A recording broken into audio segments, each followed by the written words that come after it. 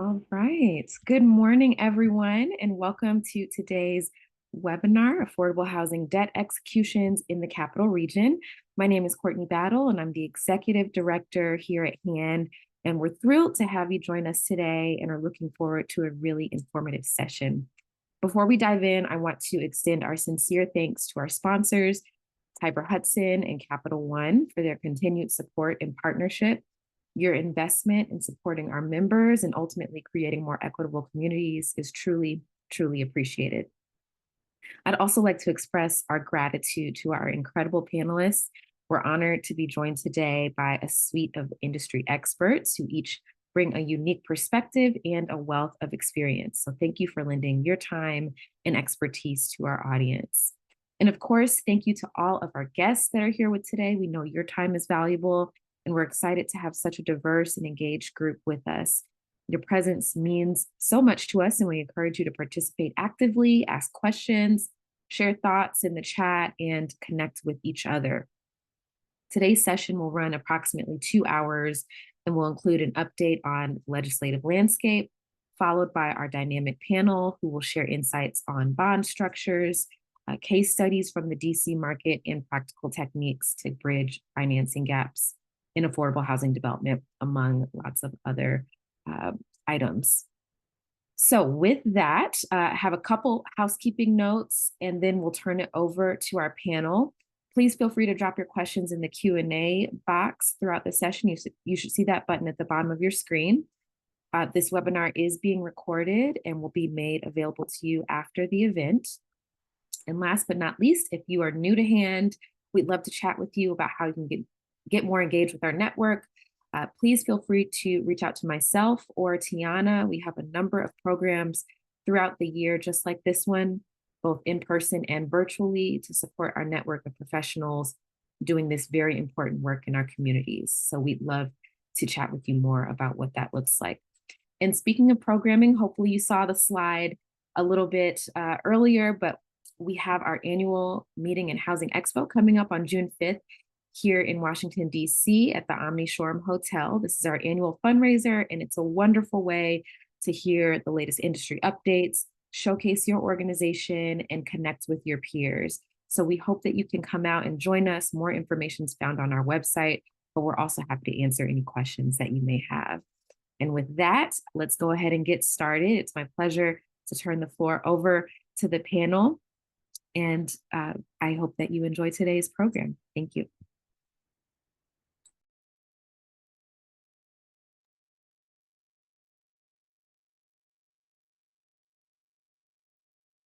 All right, surprise everyone, we're on camera. Hi there, thanks so much for joining us today. My name is Lauren Marcus. I'm a partner here at a local law firm called Tiber Hudson. I'm sure I've had the distinct pleasure of working with many of you over the last 7 years. Courtney reached out to us and, asked if we could convene this panel of experts just to sort of give folks an update on what's happening with the critical affordable housing stock in our region. So again, just wanted to say in advance to my esteemed colleagues, thank you for joining me here today. I want to allow everyone just to quickly introduce themselves and then we'll roll right into it. Let's start with Emily. Good morning, everyone. Emily Kotick. I'm the CEO of the Affordable Housing Tax Credit Coalition.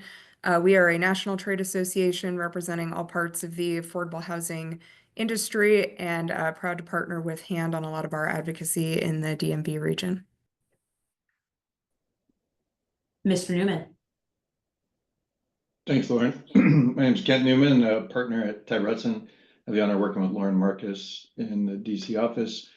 Tiber Hudson specializes in doing underwriters counsel work and bond purchase work around the country, closing over 250 deals each year and figuring out what the best executions are that we'll be covering today in the current marketplace.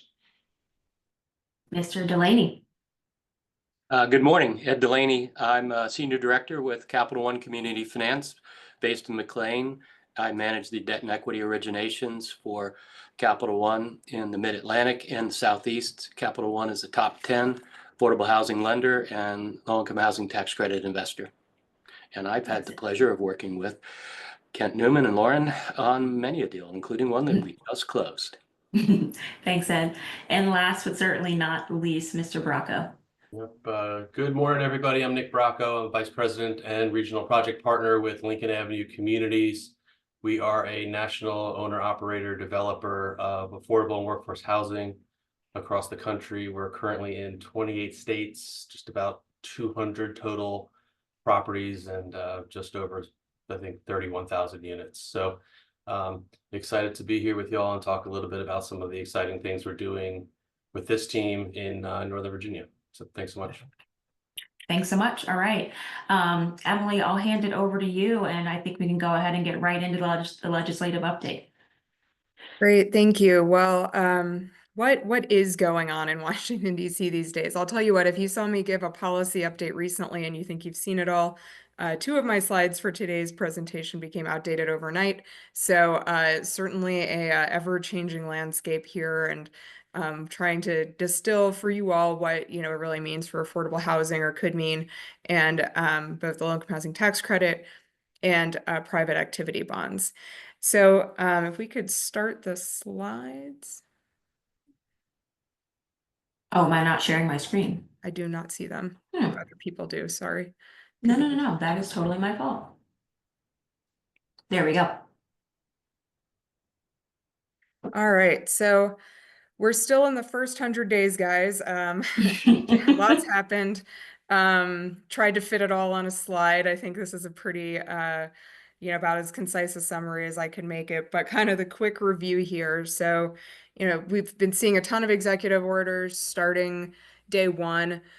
Some of them have, caused some disruptions in affordable housing. There was one I did want to flag that was one of the day one executive orders called Delivering Emergency Price Relief for American Families and Defeating the Cost of Living Crisis, which did explicitly call for expanding the supply of affordable housing. So that's given us something that we're able to take, especially to Republican offices, and say, this is a priority for the president. But then, of course, there were things like the funding pause, both the broad federal funding pause and then pauses on individual funding sources. Most of the spigots that got turned off seem to be back on for the most part now. Also, waiting to see how much they can really stay on with some of the federal staffing changes we've seen. A lot of reductions in force at pretty much every federal agency.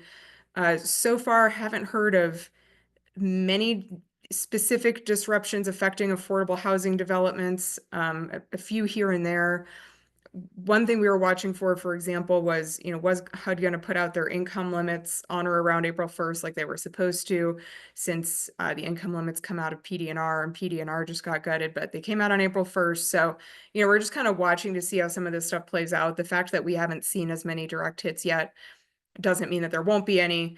We're just trying to, collect examples of, if there are specific hits, that we can be really clear about what exactly they were. Whereas a lot of this, I think, there can also be, concerns about what's to come, which is valid. We just don't really know how a lot of this is going to play out yet. Then, of course, it seemed like maybe there was a slower news week on that front. And then there's been the tariffs and the ensuing, I don't need to tell everyone here what's happening with trade and with the economy. So that is ongoing. One thing that was averted, that was a moment of suspense for a minute there, was, are they going to fund the government? Which they did. So somewhat ironically, even though there was, Republicans had been very opposed to continuing resolutions and, even had impact on who can be speaker, they did end up just passing a continuing resolution, which essentially locks in the Biden funding levels until the end of September, though we've been told a rescissions package is coming soon, which means cutting some of the funding that's already been authorized. So we'll see. Again, we don't have answers for any of this. We'll see how it all plays out. But that's been part of the kind of suspense over appropriations. And then on the tax front, which is where I'll be spending most of my time today, the House and Senate did pass budget resolutions to try to advance really the majority of the Republican agenda through a reconciliation package this spring. So that's the last few weeks. I know we've all been living it, but that's just kind of setting the stage for where we're going next here. So quickly on appropriations, if you can go to the next slide. Thank you. So they did pass this continuing resolution. A couple things that were notable, though. Even though there was a general cut, it wasn't really a clean continuing resolution. There was some tinkering with different accounts. And even though they overall reduced the amount of non-defense spending, there were increases to some HUD programs, including Section 202 and 811. And then the Section 8 program did get increased. It wasn't as much as everyone would like to see for all of the renewals, but it is significant because I know one of the questions I get most often is, are they going to cut Section 8? And while I don't know the answer to that, I can point to the continuing resolution and say they at least gave it a plus up. And you can look at when there was that 24-hour or so funding pause in January, they exempted programs from the pause that they said had a direct impact on families, and they called out rental assistance as one of them. So see how it all plays out. The president's budget's going to be coming out soon. I'm sure some of you have seen some of the leaked or purported things we're going to see, and there could be some pretty shall we say bold ideas in there that may talk about eliminating or drastically changing the housing landscape.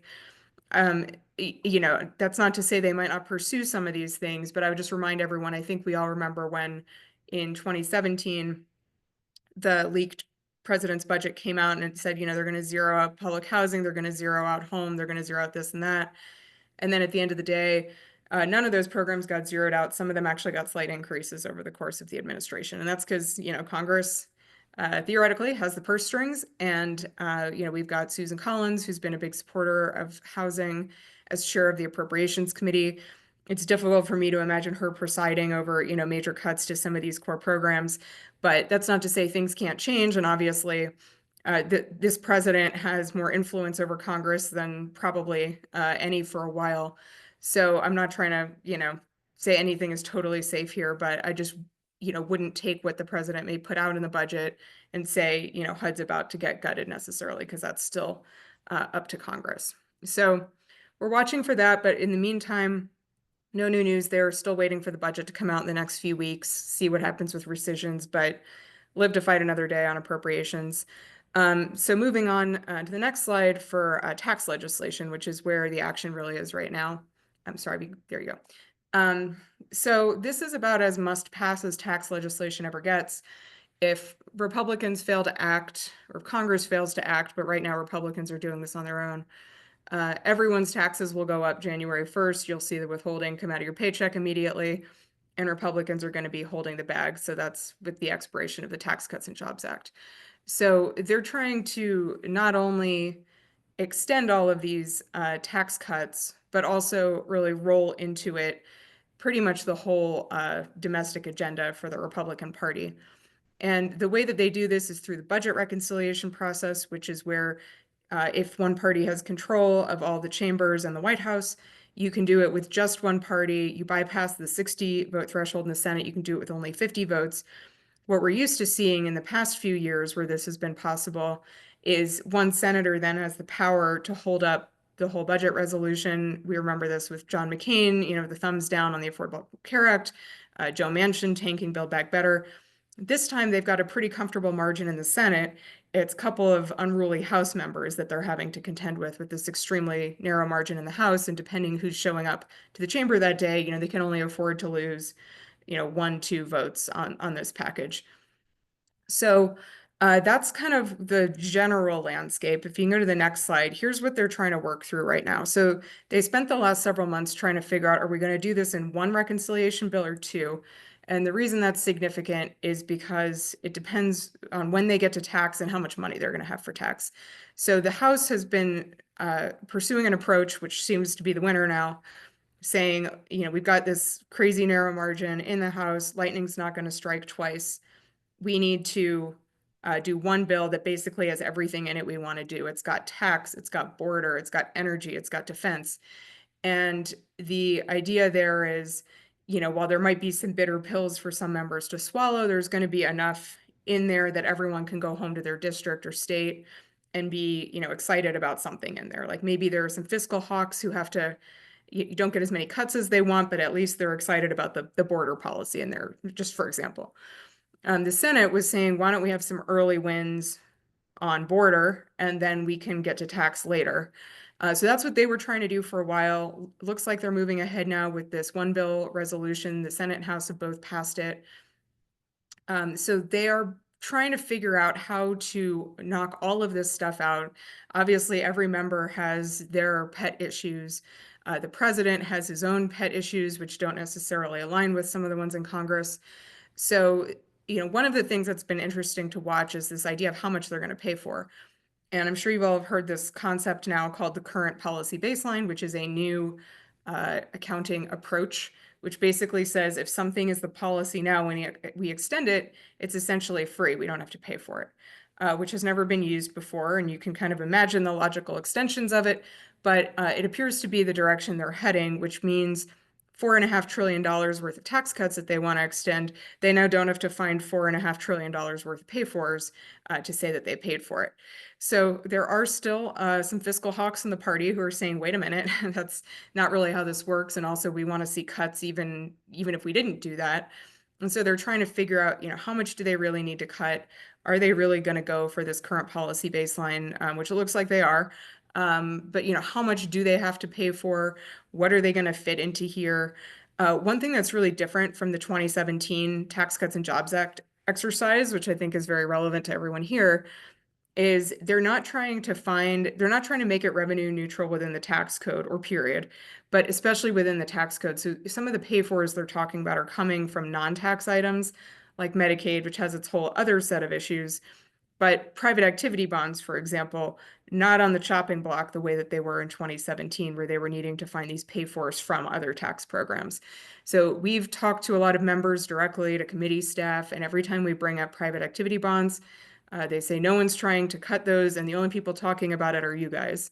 So we're trying to emphasize that, not that we shouldn't be prepared to mount a defense at any time, but if we, approach Congress saying our main demand is preserving private activity bonds, we're not only giving them maybe an idea they didn't already have, but also we're giving them an easy win by letting them think they're like doing what affordable housing needs by just not doing something they weren't planning to do anyway. So I just wanted to make that point here. I think there's less, pressure on anything that exists in the tax code currently. There's just going to be a lot of pressure on getting anything new in because there's so many new big ideas. So, you got $4.5 trillion to extend the tax cuts. You've got President Trump wanting to do no tax on tips, no tax on, I think the latest one was, auto, Social Security. I saw an estimate that of all the things the president's come up with, that leads to about 10 or $12 trillion worth of tax policies he's trying to include. So here we are trying to include, a few billion on affordable housing. And it should be easy because we've got the most popular bipartisan bill and issue in Congress. But when you look at just the weight that this bill is under right now, it's still going to be, an uphill battle. Not out of the question. I think we have a decent shot here, but it's really going to require all of us to be involved here. So on the next slide, what we're asking for specifically on the housing credit is not the full Affordable Housing Credit Improvement Act, because it won't fit into reconciliation, and we get into that if anyone wants to know why. But the bottom line is, we're going to be in a good place if we can get a few things in on affordable housing. And so the ones we've focused on are the ones that have the biggest impact on affordable housing production, and also have the benefit of two of them already passed the House last year. So one is, everyone knows we got a 12.5% allocation increase in the housing credit in 2018. It expired in 2021. For this Republican effort of extending Trump tax policy, we are reminding everyone this was signed into law by President Trump and it expired under President Biden. I think a lot of us know it was a little more complicated than that, but that message is landing. And I think that's a sort of point that is going to help smooth the way if we're able to get into this reconciliation bill. So just kind of getting back to where we were at 2018 is what I believe is our foot in the door on this bill. And then the other pieces are lowering the 50% test. So you all remember last year, the piece that made it into the House was lowering the 50% test to 30%. We're still asking for 25% test. We've let our allies on the Hill know that's not the hill we're going to die on. 25, 30 are all better than 50. So if we can get in there, that's really the priority. If we're able to get those two pieces in, the other one that I think would be A natural fit is the rural basis boost, so 30% for any properties in rural areas. Just given where Chairman Smith on the Ways and Means Committee, Chairman Crapo from Idaho, incredibly rural states and district. Jason Smith is in rural Missouri. Just where the Republican caucus generally represents, I think, that's a pretty low cost piece I could see them including. And, if they want to go big on affordable housing, we've got more allocation increase, state designated boost for any bond deal, extremely low income basis boost, Native American basis boost, but we're trying to come to them with a realistic package of proposals. And we have talked to a number of Republican members who said the pieces that were in the tax bill last year were a starting point, at least at some point through this process, but things are moving pretty quickly now. And so we're not taking for granted that anything that, maybe was in a few months ago is necessarily still in. So if you go to the next slide, always love getting the latest of this map from Tiber Hudson. You can see just how needed the bond test is. And it's something where, I remember when I first started advocating for this issue to lower the 50% test, it was really more concentrated on the coasts and the states you'd expect. And now we've got allies on this issue in, Georgia and Tennessee and Florida and Texas. So I think, we're having to do less explaining on lowering the 50% test than we did, let's say 2 years ago.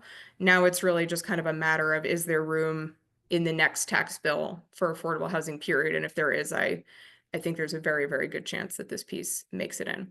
So the way that we're building support for this on the next slide is by building support for the Affordable Housing Credit Improvement Act, which hopefully I don't need to explain what it is to anyone anymore because it's been around since 2016.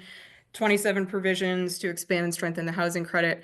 What I'm really excited about is how much support it really is growing exponentially since we first introduced it. And in the last Congress, so 2 years ago, we introduced the bill with 66 House original co-sponsors, 33 Republicans, 33 Democrats. It was a pretty big deal at the time. And this year, we're about to reintroduce it. We know the stakes are high with this tax bill moving. We're like, okay, let's see if we can beat 66. What if we could get to 70? And we just introduced this bill a couple of weeks ago with 119 original co-sponsors, 50-50 between Republicans and Democrats. I know it's an odd number, but that's because Darren LaHood's a sponsor and he's on top of the two kind of columns. And that's more than a fourth of the House signed on to this bill on its first day. So you all know what it's like explaining the low-income housing tax credit to people, much less all these changes we want to see. And to be able to get this much support back on the bill in that amount of time is a testament to everyone who's been advocating to this for this program or for this bill over many years. So thank you everyone for your work on that. Now we have to keep going though. It's not like we can just kind of put our feet on our desks and say we're done here. The Senate bill is going to be coming out next week, hopefully reintroduced on Monday. So we're really working hard this week to recruit original Senate Republican co-sponsors.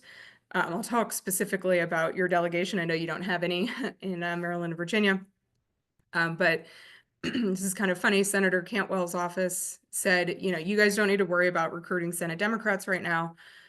We'll do the outreach and we'll let you know if we need help with anyone. And in a week and a half, all but 13 Senate Democrats signed onto the bill. So there's a wait list for them.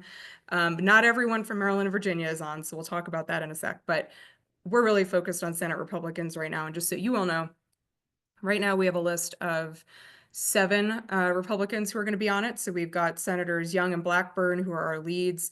Last night, we just got our first Finance Committee member, Tom Tillis from North Carolina, Senators Collins, Murkowski, and then Boozman from Arkansas and Kramer from North Dakota. So I think it's pretty, as an advocate, I'm excited that we've got senators from North Dakota and Arkansas supporting this major investment in affordable housing.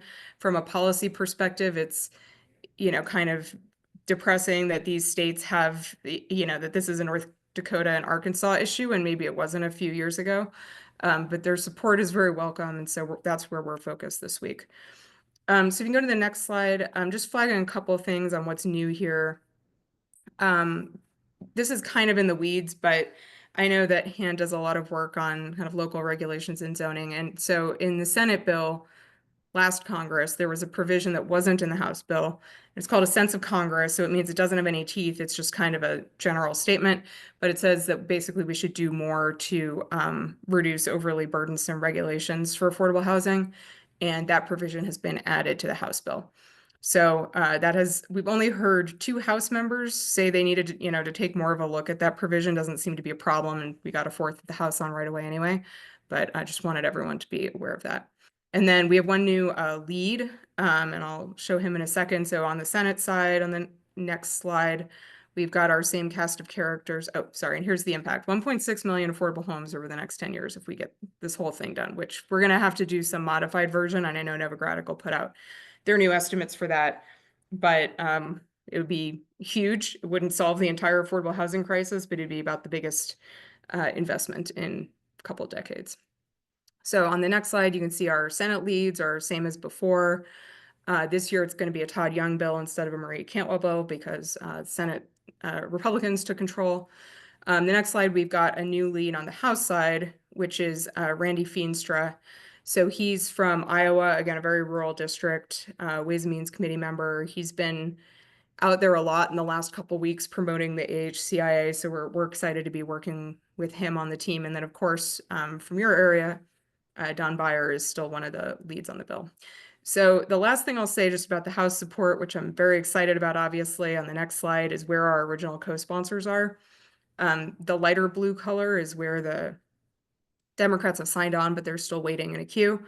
But I mean, this is, not a red state, blue state issue anymore. And, just some of the parts of the country that are filled in here were not filled in before.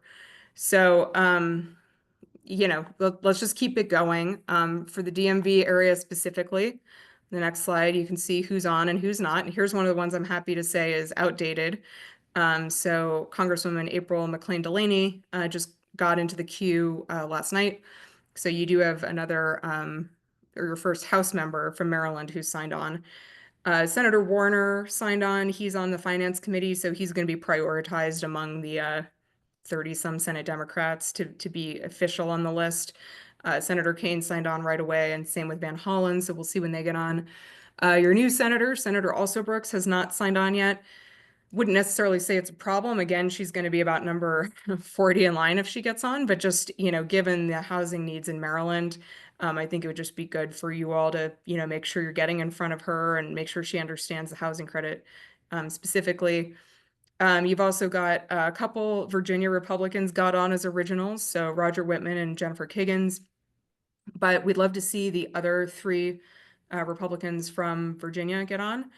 John McGuire, Ben Klein, and Morgan Griffith. You'll notice I didn't put Andy Harris on the list, but if anyone thinks you can get him from Maryland, feel free. He's just, we've been barking up that tree for a long time, and, I never say no for anyone, but yeah, these are, I would say, are our top priorities. So just a couple of key talking points. I know everyone knows how to talk about this program, but the next slide, you'll see just a few things to kind of take away of what we're highlighting in this current environment. So, I think one of the main things to emphasize is, especially for Republicans, just that the housing credit was expanded under Trump and that the expansion expired under Biden. That is really landing. It is a way to, I think, convey that this is the time to take ownership of the issue, even if it wasn't necessarily seen as, say, a Republican issue before. And also the fact that all of the things that, we're trying to do here, this is shovel ready. There's a lot of ideas for housing programs out there, which are good ideas, but the programs don't exist yet. And so even if Congress were to authorize them, it would take a while before, anything breaks ground after you got to, stand up the program and do all the regs and all of that. Whereas lowering the 50% test, giving states more housing credit authority, these are things they can do right away. So encourage you to emphasize those in your talking points. And the last thing I'll say on Congress, just before we go over to a couple things on the administration side, is just kind of a reminder, because I get this question all the time. If you go to the next slide where I included my Schoolhouse Rock graphic, is that the Affordable Housing Credit Improvement Act is not going to become law on its own. I'm sorry, if you wouldn't mind going to the next slide. There we go. Thank you. It's not going to become law on its own. It's not procedurally impossible, but it's incredibly unlikely. Tax bills just generally don't move like that. So What we're trying to do is build support for the underlying legislation so that when they're putting together this tax bill, we can point to how much support there is for something even bigger than what we're asking for to get those pieces included. So every win we've had for the housing credit in the last 10 years or so, so getting the 4% rate set, getting that 12.5% allocation increase, getting income averaging, all of that came out of the Affordable Housing Credit Improvement Act. So even though, we can't move these whole 27 provisions as part of reconciliation, every co-sponsor we get, and especially in the current climate, every Republican co-sponsor we get, makes it a little bit easier for them to say that they're going to make room for this, even in a multi-trillion-dollar bill with 1,000 competing priorities. So that's where we are on that housing credit. I'm just gonna see what these questions are. If successful, reducing the 50% test to 30%, won't bonds be further oversubscribed?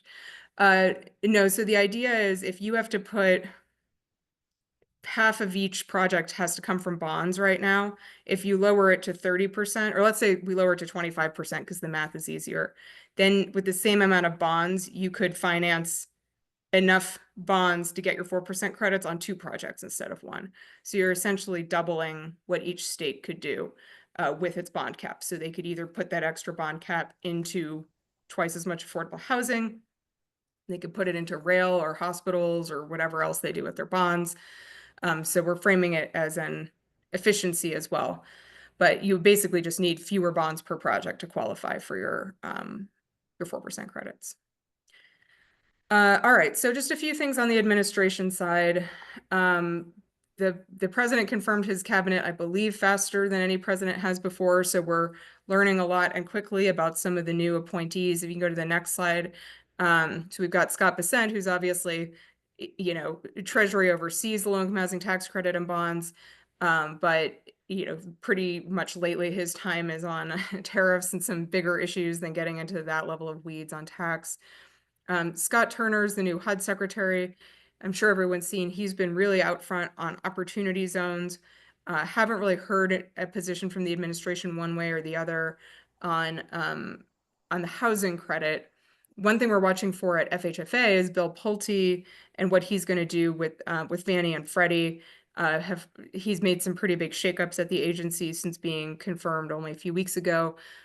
So waiting to see, will Fannie and Freddie continue to invest in the housing credit? Are they going to lift the cap on how much they can invest in the housing credit? Don't have answers for any of that yet. Just a couple things we're watching. And if you can go to the final slide here, we were chatting before we started here that DOGE maybe, we'll see if DOGE has a new leader or what form DOGE takes in the coming weeks, but it's obviously been, and everyone in the DMV probably knows it more than anyone outside of the country of just what a big change it's been in the area lately. But beyond kind of what the next steps are and what's the future of DOGE and how far are they going to pursue some of these reductions in force once the courts keep blocking them, things like that. We are trying to find some opportunities here because they are trying this kind of move quickly and don't worry about breaking things approach to governing. And so there are some things that have been hanging out there on the vine for a long time on affordable housing that we're hoping we can give them a chance to address in the spirit of deregulation. So I joined a meeting with the White House last week where we shared a lot of these with them, things like overly burdensome environmental reviews that add 2 years to your project timeline. Maybe exempting affordable housing from Build America, Buy America requirements, a little more complicated with, the administration's position on buying American, but not out of the realm of possibility. We're watching to see if they do anything on Davis-Bacon, which is also complicated given the labor influence in the campaign and the administration. But, these are just a couple things where, we're trying to see if maybe even there's 5 or so provisions of the Affordable Housing Credit Improvement Act that Treasury Department could do on their own if they wanted to. They don't need to go through Congress. So, we flagged those again for the administration. Hey, you want to do something on housing right away? These are easy, non-controversial things like that. And then Community Reinvestment Act reform. This is one that we're always watching for, but I do not have it on my list of things to worry about currently.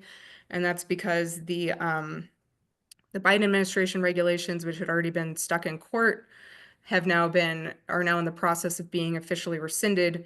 But I think what's significant is we haven't heard any statements about what's to come next. So whereas in the first Trump administration, we had Joseph Auden coming in at the OCC saying, I want to shake up CRA immediately. We've not heard anything like that. We don't have all the positions filled. They don't seem to be, being filled by people who have a bee in their bonnet about CRA. So we don't even know if they're going to do anything on CRA, what that could look like. But unless and until we hear otherwise, we're just kind of back to the old regs that have been around for a million years that include the investment test. So, and then opportunity zones, of course, which our organization doesn't work on. So I will not take any follow-up questions, but I know that they're going to be part of the tax bill that they're putting together right now. Big priority for the administration and Congress. And so I would expect to see some action in that front. So that's it. That's everything going on in DC right now. Happy to take any other questions. I don't think I see any others. But I think the slides will be shared. I know that was one of the questions. And you all hopefully know where to find me if you've got any follow-ups. Thanks, Emily. And I think maybe before we go on, Scott, I just wanted to come back to your question about the 30% test. Well, if that's reduced, practically speaking, what does that mean? Kent and I, we sort of talk about that a lot. I think the first things first, we say, oh, is that going to amount to like double the affordable housing deals that we see? Practically speaking, probably not. I think during COVID, we sort of saw folks, particularly HUD, for example, and, different issuers push to their limit as far as, increased volume. So we don't necessarily think that a reduction would immediately amount to, double the amount of deals getting done just because, there's a people limitation in place. I think with the reduction of tax exempt debt on those deals, and Kent, chime in if you think I'm missing something, we certainly would expect to see just additional taxable debt layered into the capital stack, right? Those deals don't necessarily become cheaper to do. So that could be, additional taxable dollars from a lender, or it could be seeing more taxable bonds on these executions. And also too, which I think Kent will touch on briefly on this coming slide, is perhaps the ability to incorporate recycled volume cap on these transactions, simply because the tax exemption is so powerful. So if we are going to be reducing the need for new money tax exempt bonds, we certainly expect that folks will be looking for other sources of capital to sort of close that financing gap. So those are sort of our predictions if and when the 50% test is reduced to the 30% test. And I think I'm sorry, Emily. Oh, no, I was saying when it's reduced. Yeah, When. I think in the DMV, as folks know, especially new construction deals, most of the bonds we work on, Ed and Nick had to do this in some Virginia deals in DC and elsewhere. A lot of the capital stack involves bonds that go away at placed in service, and sometimes it can be close to that, half of the bonds allocated to the transaction. So the costs have come up so high so fast. I think it's just really a realignment of where the kind of the perm debt lines up with the bond amount to get the credits, but I think it will be beneficial overall for sure. Yeah, and I just see another question about resources on opportunity zones. Novogradac has a working group on opportunity zones, and they're my go-to for all things opportunity zones. Okay. Well, thank you, Emily. We certainly appreciated that overview. We appreciate you pounding the pavement down at the Capitol and fighting the good fight. All right, so now we're going to transition into the second part of the discussion. Before I move on, just thinking back to that volume cap scarcity map that Emily covered in the part of her presentation. I'm sure, over the years, folks have seen that volume cap scarcity map. A few years back at Typer Hudson, we started teaming up with our friends over at Novogradac to put that together, just because we were getting so many questions about the volume cap landscape around the country. And, you know, in my 7 years with Tiber Hudson, it has been amazing to see that graph change. You know, now we are at 25 states oversubscribed. So that really means that, you know, on a national basis, issuers, developers, and advocates were really all trying to get more and more savvy about how, you know, ways that we can essentially maximize that very scarce resource in order to, you know, build or rehabilitate affordable housing. Obviously, you know, folks know those tax exempt bonds go hand in hand with 4% tax credits. That's really what has made the 4% tax credit allocation process so competitive. Before we get into, you know, the different structures where we're deploying tax exempt bonds and 4% tax credits, Kent's just going to give us a high level overview of some options that are in place that are non-LIHTC debt options. Again, obviously tax exempt bonds are becoming very, very scarce, which really is sort of leading folks to get creative in, you know, seeking out other ways to finance these deals. So Kent, I'll pass it to you.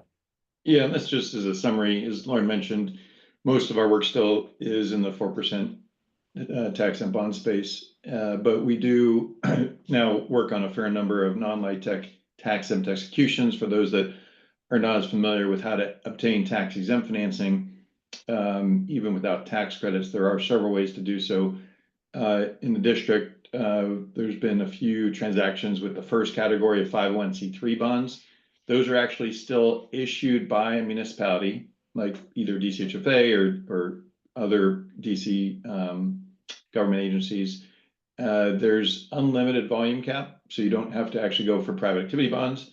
The one main element is that the project has to be 100% owned by the 501c3. It can't have any for-profit ownership at all. And then there are some set-asides and tougher requirements. Most of the same bond rules apply, but you do need to make sure going in that you can build out your capital stack, since you won't have outside equity. You can do it with soft funds or subordinate debt, but it obviously can be a little more challenging without that equity.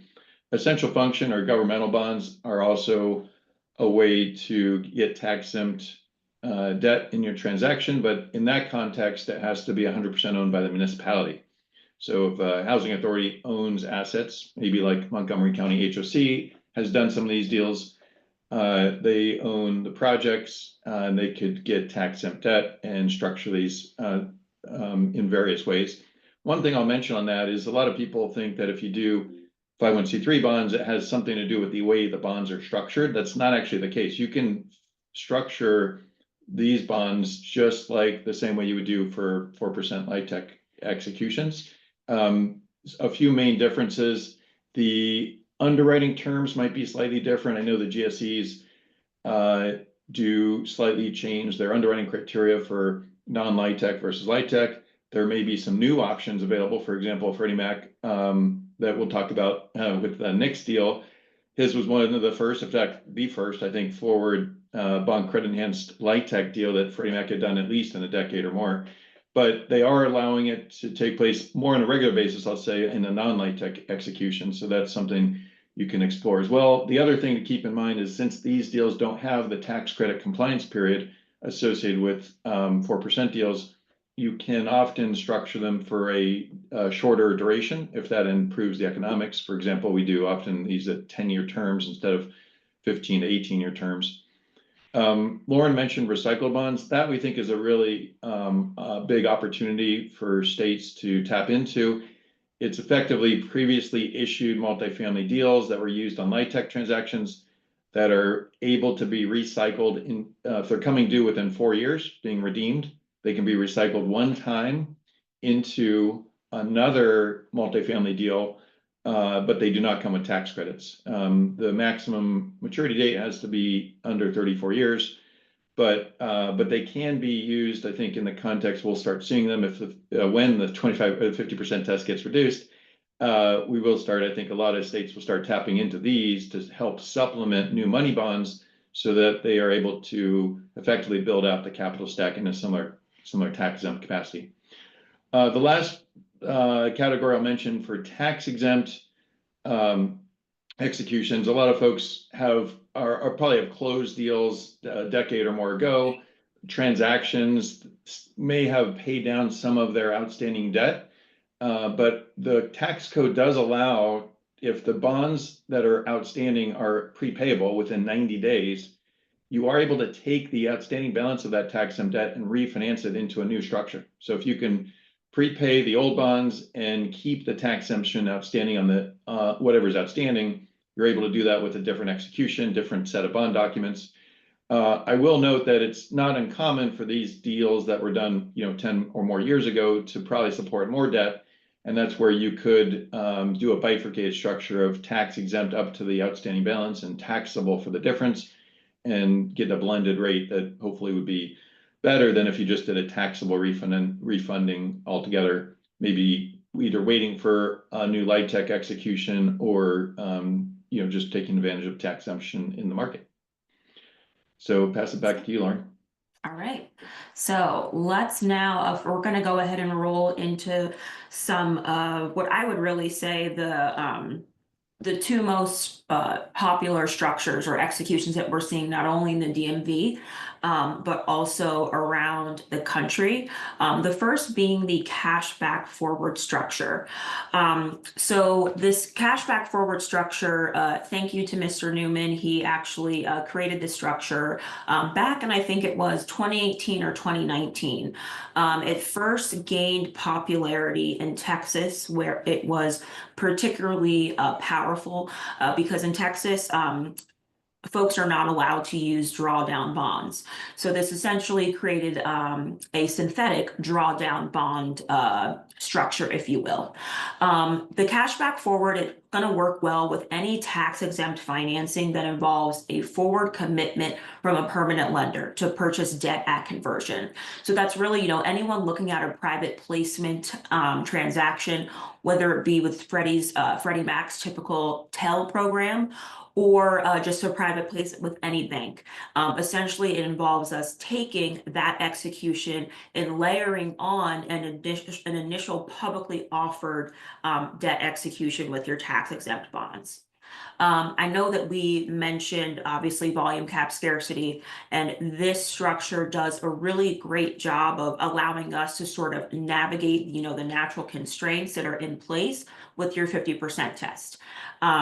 It offers, or really gives us the ability to take advantage of interest rates right now to go ahead and invest your bond proceeds in a taxable investment that will generate earnings. That certainly allows us to mitigate bond interest costs. I'm sure folks have been sort of watching the market. The market is just a tiny bit volatile right now.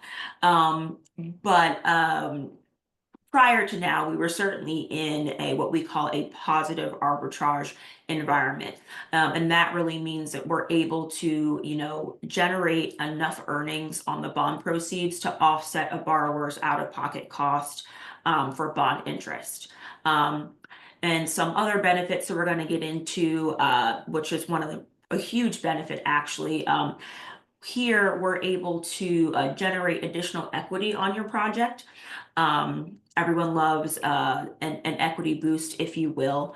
And also, this also solves for the common, I won't say common issue, but the common fact pattern of your construction lender often wanting to provide your tax credit equity.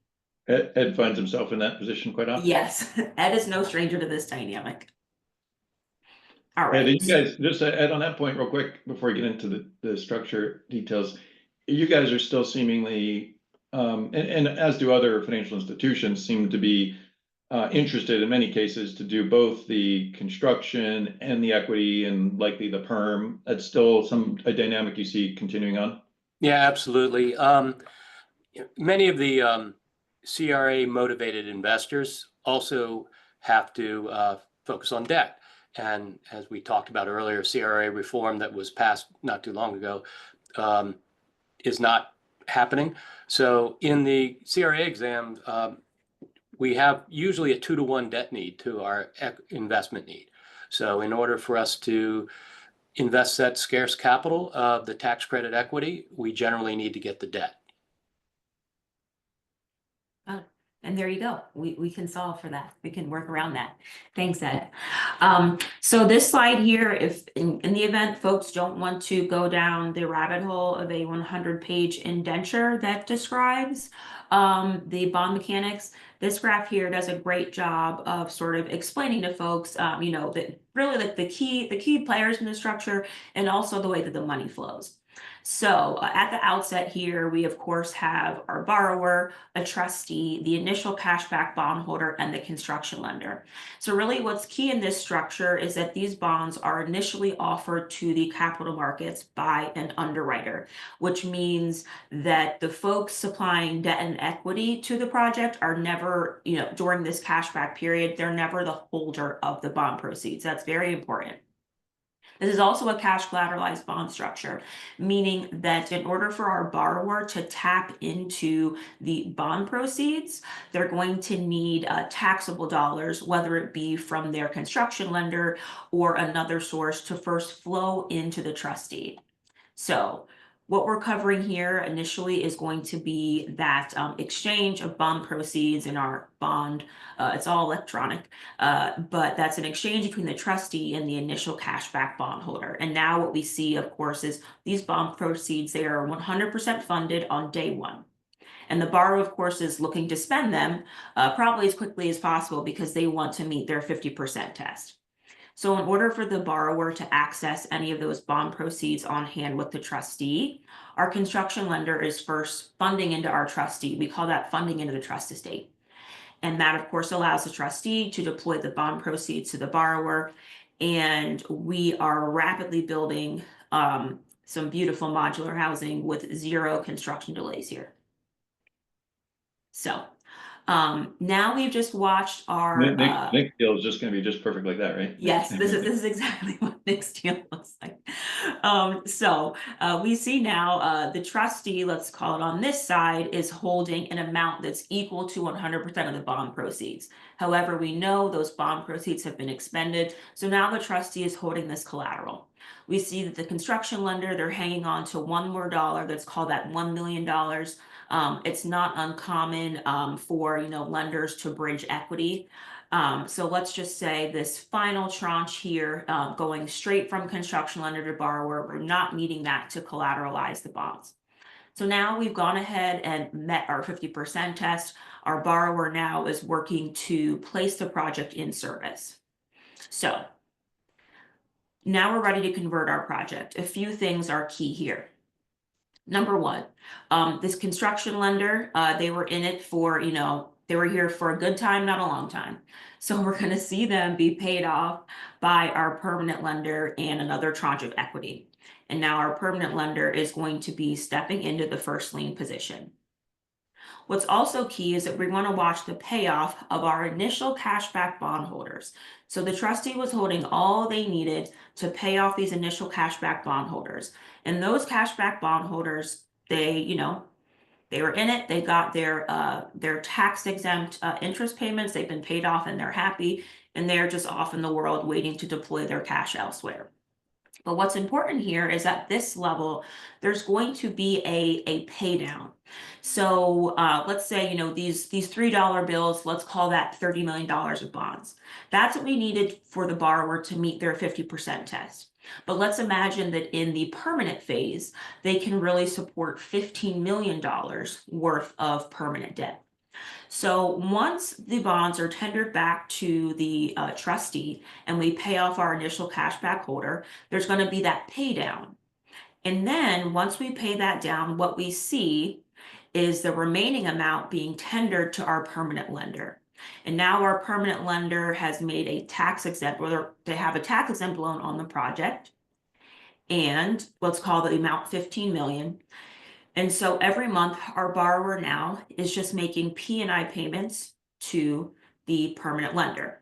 So this is now the tax exempt loan holder or the tax exempt bond holder, if you will.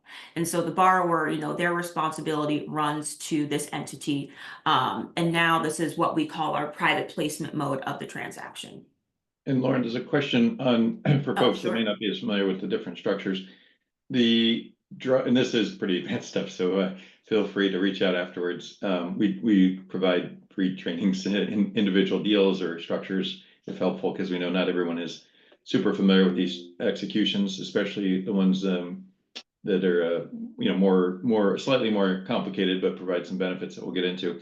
But someone asked what the drawdown structure is in and of itself. A lot of transactions can be structured where the construction lender, for example, Capital One, could actually purchase the bonds directly from the issuer and would do so each month based on what's actually needed for the project. So instead of in Lauren's diagram where all the bonds are issued day one, they're able to be effectively allocated at closing and then only delivered to the bond purchaser, Capital One, as needed, so that they're actually funding directly to the project and the project's only incurring interest for each draw as opposed to the full amount. As you will see, that does work really well in different interest rate environments. We might find ourselves in that environment again in the future. But as you'll see in the current environment, at least up until maybe a few weeks ago, we'll see how things settle down in the next couple of weeks. We are in an interest rate environment where by fully funding the transaction, which sounds a little counterintuitive, it actually is creating a lot of additional economics for deals. And you'll see when we get ultimately to the case study for Nick's transaction, how he was able to benefit in some ways from the fully funded nature of the execution and the lower interest rate. Yeah, so Ken, before we move on, when the interest rates were lower, we often did the private placements. In that situation, we would not be the equity investor. Right. Because we would be a substantial user of those tax exempt instruments. So we would be the lender. We would fund it only on as the draws came, just like any other construction loan. And because they were drawn down as needed, we did not have negative arbitrage. So that was very popular when we were in a different rate environment. And as you said, we may get there again. Yeah, and that's kind of an important part overall. The interest rates really do dictate kind of what structures make sense and which don't, which might be better executions at any given time. Usually we do have time to adapt, developers do, to pick different structures. We are in very volatile times, as folks know, so it is tricky for a developer when you're looking at a transaction, what could be not only 6, but really 18 months ahead. I don't know, Nick, you probably started working on your deals. Your deals we're going to be talking about, what, 2 years in advance, or at least maybe 18 months or so? Yeah, we're basically 3 years from award to closing. Yeah, so it's very challenging, and especially in volatile times, let alone even more predictable times, to figure out what the structure is. Just out of curiosity, Nick, when you ultimately picked your execution, how far out were you at that point from your closing date? About 12 months. 12 months, yeah. And that's probably, I think, on average between 9 to 12, maybe even a little longer, that you got to kind of pick a horse at that time. And sometimes the market might, go through these volatile situations. Most of the time it does level out and get back to, whatever the historical norms were, but it can be a little dicey. There are some products we'll talk about, especially on this product, for example, actually private placements, where you can do a forward rate lock. And so developers can take advantage of potentially rate locking executions like this when you have a private placement on the perm side, where you can do that forward rate lock, sometimes 3, 6, or 6 months in advance. If that's a big concern and you think rates are, too volatile to navigate, this could be an option for you. Nick's structure, which we'll talk about next, is a publicly offered execution. That is far more challenging to do an early rate lock. So it's usually not locked in until about 2 to 3 weeks before the closing date. So you got to monitor things. We were thinking we were going to go cash back versus, private placement, probably about 24 months is kind of built into what we're putting together here. But, finally picking who the GSE is and how all of that was going to work, and then ultimately going to the credit enhanced bonds was a little bit tighter. Yeah. So a lot of folks, and Lauren's going to jump in with us on the benefits of this. Why add this cash collateralized mode to what otherwise could be a very viable and beneficial streamlined private placement structure. And again, it's kind of a sign of the times just because of where the interest rate dynamics are. Lauren, you want me to cover this? Yeah, sure. Go ahead. So, so one of the benefits that we see is what's called yield blending. It gets in the weeds a lot, so we'll try to keep this pretty high level, but if you want to switch to the next slide. One of the common structures, just, yeah, if you pause it right. There we go. We got to take this one slow. Yeah. Boom. One of the common structures we worked on with folks, and we do a fair amount of them still in the DMV. We do like a good amount of FHA executions, MAP loans under 221D4 or 223F. We do those in Maryland and elsewhere, several in Virginia. The transaction consists of all the bonds, 100% of the bonds being designed to just meet the 50% test and then going away after 2 to 3 years, depending on the placed in service date. The key to that, the bonds to get the 4% credits, is they have to stay outstanding at least through placed in service. But when you use a taxable permanent loan like an FHA execution, those proceeds effectively are the long-term debt, and the bonds can be paid off at 3 years. And we'll say that these interest rates are probably not any longer current at the moment. We'll see what, like I said, shakes out in the next couple of weeks. But nevertheless, for the last several years, the short-term bond rate that you can see here in gray of 3.15% was lower than what was a similar investment in treasuries. In this case, we're using 3.75% treasury rate for the same 3-year period. So what this means is that a borrower like Nick could go do a deal, a short-term bond deal with taxable FHA, and not worry about at least the paying interest on the bond, since the investments that the trustee was obtaining were actually higher at all times than the bond rate. So they were actually trustee was generating excess funds. This, you can see down in this little box here, it was accumulating $540,000 after 3 years.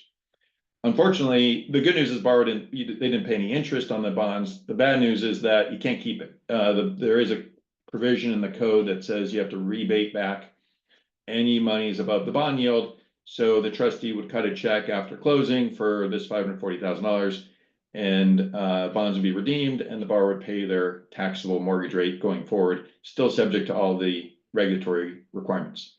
Now, the good news is on these cashback forward deals is that, remember Lauren's diagram, the permanent rate, if it was a Freddie Tel, was set, and those bonds, at least a portion of the bonds, remain outstanding after placed in service. So the bonds don't go away, 100% of them, like they do on a short-term deal. Here, a portion of bonds remain outstanding, and that rate that triggers when Lauren showed you the short-term rate bonds going to the long-term holders, the rate is adjusted from the low rate of 3.15% in our example here to the permanent rate of 6.25%. And the tax code allows the transaction to blend over this first 5-year period. That's why we're showing 60 months. Blend the long-term rate for the 2-year period that's effective with a short-term rate of 3 years, and come up with whatever that blended rate is. You got to trust us on the math here, but it does come to 4.21% in this example. And the good news there is that now that 4.21% bond rate is now higher than the investment yield. So we're no longer in the positive arbitrage scenario. We're actually the deal earned below that bond yield. And now the trustee, instead of sending that $540,000 back to the IRS, they get to send it to the developer. It does count as income to the partnership, but it's actual cash. So it's a new source that can be used to pay eligible project costs. And I also want to note, what's nice is that these estimates, if you will, they are going to be locked in at the time of closing, right? So of course, this permanent loan rate, you may forward rate lock, you're going to have that rate. Our short-term bond rate, this will be locked on the day of pricing your bonds, along with the investment rate as well. So from closing to conversion, you're not going to have to worry about any kind of fluctuation. What's nice is that we'll have a very clear picture of this, heading into the bond closing. One thing Now, again, quickly to bond mention on counsel. that, Kent, just Oh, real go quick. ahead, Nick. You said the magic word in a tax credit deal, right? Which is income to the partnership. So Income. if you have income to your partnership, make sure you reach out to your accounting team and your equity folks and whatnot to understand what the impact of said income to the partnership is. Yep. That you don't want to get Yep. caught thinking you have, a full $540,000 in that example. That there are certainly Yeah. ways to structure through it, but you want to make sure everyone's on the same page. Yeah, and that will be actual, there's two levels of income that come in. That's actual dollars that are coming into the partnership, and that can be allocated to the GP or LP or combination of different entities, but there will likely be some tax implications, but there might be some offsetting losses or otherwise.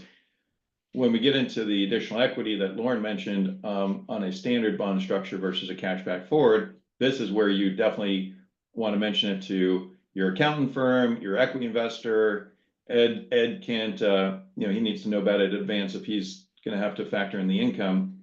In the vast majority of cases, though, it's still going to result in a better economic situation. But as you can see on the left side, if you just did that drawdown bond structure, we didn't show you what that looked like, but it's a pretty streamlined. You're still drawing down your construction loan, as I mentioned. And Ed, hypothetically, if he was able to buy the bonds, even if he was doing the equity, some issuers can reduce their fee, I think, for a little bit at least until perm. I think Maryland CDA, for example, can make some adjustments to how their fee is structured. He'd charge overall $2.2 million of interest over this 3-year period, and that would generate approximately $775,000 of equity. In the cashback forward structure, the same exact draw schedule is being used. The interest rate, in this case, with a related party would be the same. It's still taxable to the tax credit investor. But now you're adding on the bond interest that's also being accumulated during this period of time. So that, with some offsets to the income, that you'll definitely want to double check with your equity investor and accountant, should generate almost double the amount of equity on that interest when you factor in all the income and other factors that are built into the economics and the yields. So it can generate an additional source that could be pretty substantial over this construction period.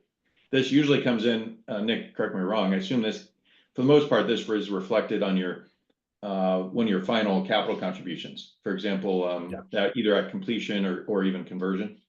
Yeah, we were able to model it in, and then it came out through the various payments, but most of this money comes in on the backside of the completion. Great. So again, a second benefit, blended yields is a bond counsel question, so you make sure that they're comfortable with the structure that works. This 266 election is an accounting analysis, not so much a bond analysis, and your equity investor, make sure they're factoring it in. So Before you move off, yeah, go ahead. so two things on this, and Lauren mentioned this earlier. We'll know this right around the time we price the bonds. We will start working many months before we price the bonds, as we're doing our underwriting.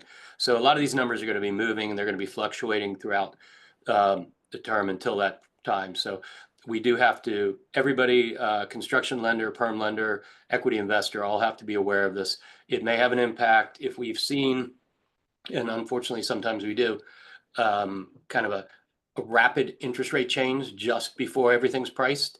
We could see a fair amount more additional equity, or we could see a drop, in which case Nick has to defer more of his developer fee. Sorry. But so we do have to, it's a moving target, but it is definitely a benefit to have that, because as Nick would say, and any other developer, more money's better. Thanks, Ed. And I just had one more note about yield blending, and Kent touched on this, but I really wanted to hammer it home.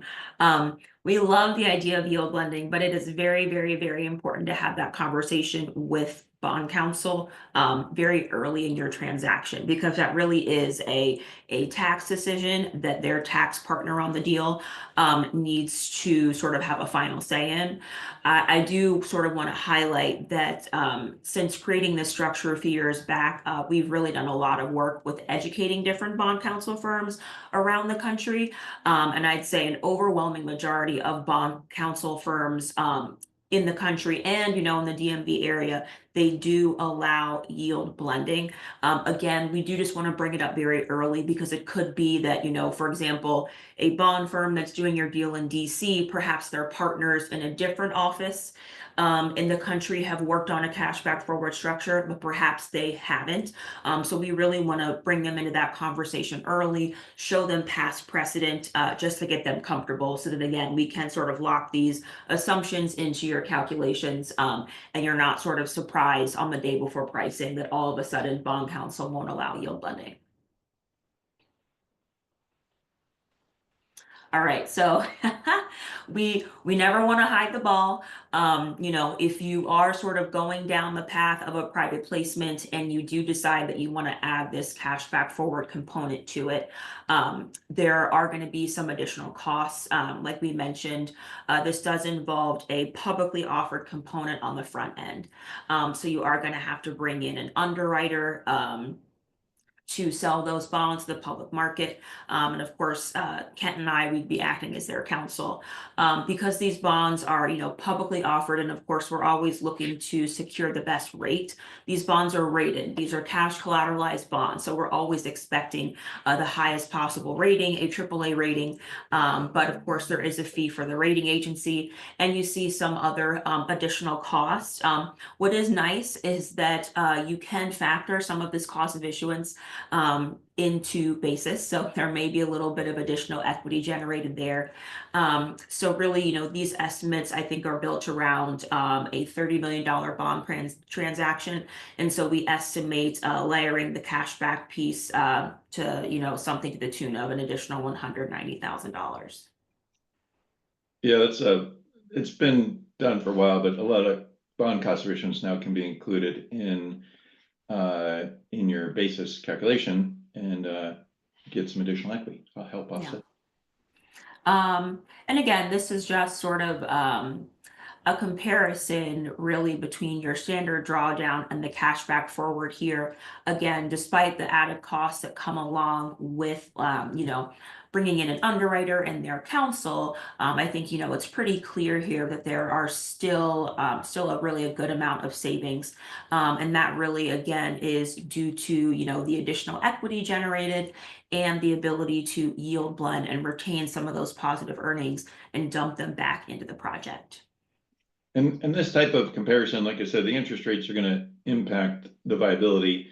So it's something that we have capabilities to do an analysis side by side to see if it makes sense. Honestly, if it's only generating a relatively small benefit, it may not be worth the extra layer. But we are seeing, as you can tell here, a pretty decent increase in overall savings between the different layers here. And you can drill down and see what the end result is to see if it makes sense to integrate this into your deal. Yeah, and to that point, Ken, we've certainly seen folks sort of add this cashback component, pretty far along in their transaction. If you are, pursuing a private placement right now, to Kent's point, it's very easy for us to run an analysis for you and, take your existing numbers and estimate the savings. Of course, it will require, some additional documents from attorneys to produce, bringing an underwriter into the deal. But I'd say really adding the publicly offered component really just bakes an additional 10 days to 2 weeks to your overall closing timeline. And, us as attorneys, we're sometimes very motivated to draft late into the night. So if you do think it's worth sort of adding this component on, and perhaps you're about 8 to 10 weeks out from closing, this is certainly something that we can look at, and it's not really a heavy lift on our part. We'll talk about some of the added benefits after we get through the next execution that are applicable for both the cashback forward and the publicly offered GSE's credit enhanced executions as well. What we did actually, though, we thought it'd be fun to kind of take a historical look at how the cashback forward has benefited deals over the last several years. As Lauren mentioned, we used to do this in Texas a lot, and there was a lot of benefits, but when rates were very low and we had a more traditional upward sloping yield curve with low short-term rates and higher long-term rates, it wasn't too beneficial outside of Texas because of that, because you could do drawdown bonds and save all that interest.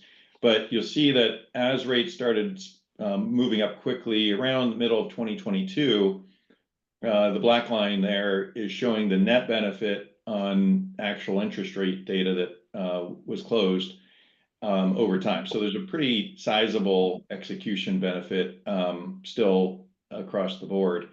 And it differs a little bit between the green, which is extra equity, and the red, which is earnings. And even with that offsetting purple line, which is the cost of issuance. So obviously, like I said, we might see this trend downward again if rates fall, but we'll kind of monitor this as we go and see what makes sense on a deal by deal basis. All right, We now we're going to closed get Government Center November 1. If you go back to that last slide, it was the last bottom of the last dip. Although we do have this for your structure, like for the credit enhanced version, so you'll see the benefits there. Yeah. Yep.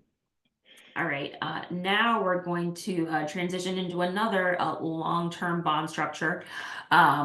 Again, wanted to remind folks the cashback forward that also does involve long-term bonds.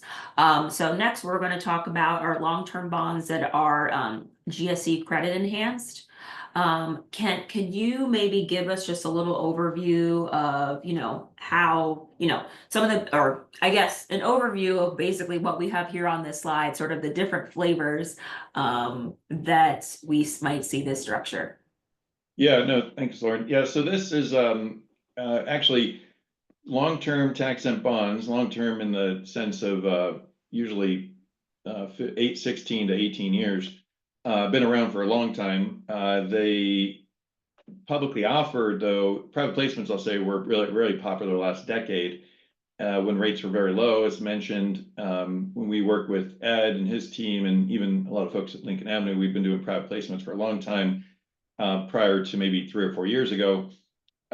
When rates started going up quickly, the market really shifted from trading or selling bonds off of taxable treasury indices. Even though they're tax exempt, a lot of programs out there for private placements use taxable index like the treasury index to price their bonds with a spread. A lot of the publicly offered buyers alternatively use what's called MMD, which is a municipal market data index, which is tax exempt interest rates. And although, again, the last couple of weeks have been a little tumultuous, to say the least, the last several years, the spread between MMD and the corresponding taxable rates were relatively wide. They were around 100 plus basis point differentials. And because of that, we saw a lot of developers being able to take advantage of a publicly offered execution. So instead of, for example, Freddie Mac buying the tax-exempt loan or bonds at conversion and putting them on their balance sheet and then securitizing them, as an alternative, they've been, on occasion, willing to come in and credit enhance long-term bonds sold. And this is how Nick's deal was done, that we'll talk about and go through in a case study on. But and Fannie Mae has been doing this for quite a while now with their MTEB product. That execution has been popular and used in all around the DMV, including Maryland, DC HFA, and in Virginia locally, and actually all locally. And now we're also seeing similar structures used with risk share 542C deals with certain issuers, including DC. And you can use this with various flavors. Some of it's called bond credit enhancement, some of it's called MBS secured, which is the MTEB execution. So long story short, though, you do sell long-term publicly offered bonds equal to the perm supportable debt. You may need a short-term bond piece to get to your 50% test that would match up with the normal short-term bond deal. And in the current market, as you'll see, a lot of benefits can be derived similar to what we were able to show on the cashback forward structure with a few differences. Thanks, Ken.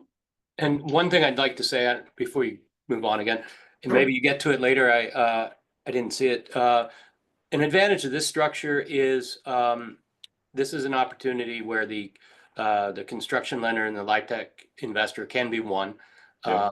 whether it's the MTEB or the bond credit enhance, because in that case, unlike say a Freddie Mac TEL, we don't touch the bond.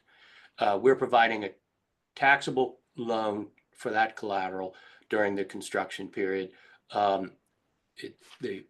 We're never owning the bond, and even during that period of time when our construction loan is paid off by, say, our agency affiliate, if we're the same, we're not touching it. So there is no substantial user, no program investment rule issue to deal with, and in fact, that's really the reason why we went to the BCE on Nick's deal. Yeah. Right. And really what Ed's mentioning here, it's really reflected in this first step. So folks are probably familiar with this now. The mechanics here so we have Fannie Mae forward MTEB at the top, but this could be a forward bond credit execution. It also reflects the mechanics in a risk share transaction. So really this exchange right here between trustee and our bondholder, this is key because this bondholder here is a holder out in the capital markets, perhaps a mutual fund that the underwriter has identified, which really allows us to have a very clear line of demarcation between the bondholder and Ed and his team. So this is what Ed means by he's never touching the bond proceeds. These are out here with a separate bondholder. So again, just coming back to the cash collateralized nature of this execution. Unfortunately, we can't release any bond proceeds to Nick until his taxable eligible funds, whether that be a construction loan or perhaps another source, fund into the trustee. And this is really because, we're super concerned at all times about the AAA rating that's going to be given by the rating agency. And that in large part is based on the fact that the trustee is always holding 100% of the funds that it would need to pay off our bondholders. So you're going to see really at all times the trustee is holding, $3 bills, what we're calling, let's say 30 million here. So, similar to our cashback forward example, it's likely that our construction loan is, slightly bigger than the par amount of the bonds. So of course, once we're fully collateralized at the trustee level, our construction lender can just route that last tranche of construction dollars to the borrower directly. And now, upon conversion, very similar mechanics that we saw in the cashback forward scenario. First, we're going to kick Ed out in his role as construction lender. Risk is off the table. We've stabilized the project. But he does perm too. But so- I know, but he's still there. Now Ed's coming in. Well, actually, Ed, you're just so many points on the board here. This is just all Ed. So our permanent lender now is going to go ahead and step into the first lien position. And this really is when magic will happen. I'll say this, Kent mentioned that our long-term bonds in the amount of our supportable perm, that of course will be sold into the public market. Let's call those the Series A bonds. But often we have a series of B bonds. We maybe call our construction only bonds. That's what Nick needs to make his 50% test. So it would be at this time that if we had it featured here, our Series B bonds, they would also be paid off. And now what we're working with here is our long-term supportable debt. So this is a Fannie Mae MTEB or MTEM example, but it could also be that at this stage, as instead of the mortgage-backed security or the MBS coming in, this is when we're going to have our credit enhancement come in. So in that last step, we saw, again, the trustees holding, let's call it 30 million, and they're going to use this to purchase the MBS from Ed and his team. And now, instead of these bonds being collateralized by cash, they're now collateralized by this MBS in place. So what happens next? our borrower, they're making their monthly P&I payments to the permanent lender. Everyone does have to get paid in this, in this scenario. So our permanent lender may strip off, a servicing fee. An additional fee may be passed on to Fannie Mae or Freddie Mac. And then what's left is going to roll over to the trustee. And then the trustee is going to use that to pay bondholders. This is an example of a what we call a monthly pass-through, a monthly payment structure. Most recently, we have sort of rejiggered these a bit, and now they are semi-annual pay. Really, the only change in the mechanics is that the trustee is just aggregating all of that money on hand and is paying bondholders on a semi-annual basis instead of a monthly basis. But to our developer friends, it really does not look and feel any different. So I And want yeah, we're just continuing that process. Go ahead, Ken. to leave Nick some time to go over his awesome projects we worked on. Yep. Maybe the first different sort of twinning deals. I don't know if anyone's heard of a Yeah. quad deal before, quadruplets. Yeah. But real quick, so again, some of the benefits, the primary benefit that we'll see both on Nick's deal and in the historic data for this structure is that lower all-in mortgage rate. The comparisons that developers are doing these days is kind of what's my all-in mortgage rate. There's obviously other elements that are important to see what the net proceeds are. So I would say don't just look at the mortgage rate alone. Make sure you're factoring other pieces as well. For example, if there was 300-400 basis points of negative arbitrage on these deals, there is a little bit, we'll see. But if there was significant neg arb, this could offset the lower mortgage rate. We're in a, again, pretty flat yield curve environment, so it's not a big impact. But the mortgage rate on the deals we all generally work on or create more proceeds when it's debt service constrained. So this 5.7% mortgage rate versus a 6 or even 6.25 that you might see with some other executions can help generate more proceeds overall. In this case, $750,000 for roughly a 30 basis point swing. This does also assume that both loans are amortized over the same term. It's really important to work with your lender, whether it's Capital One or otherwise, and see what they think the GSEs can do to compete against each other. A lot of deals are getting 40-year AM, but not all of them. So if one is 35, one's 40, it could make a difference, right? That'll really impact the proceeds as much as the interest rate could. So also, again, big picture perspective is helpful here. So that's the number one benefit. You can go one more slide. There is some yield blending potential on this execution if you have two series of bonds. As Lauren mentioned in Nick's deal, he did have a B piece again in the DMV when Emily was on.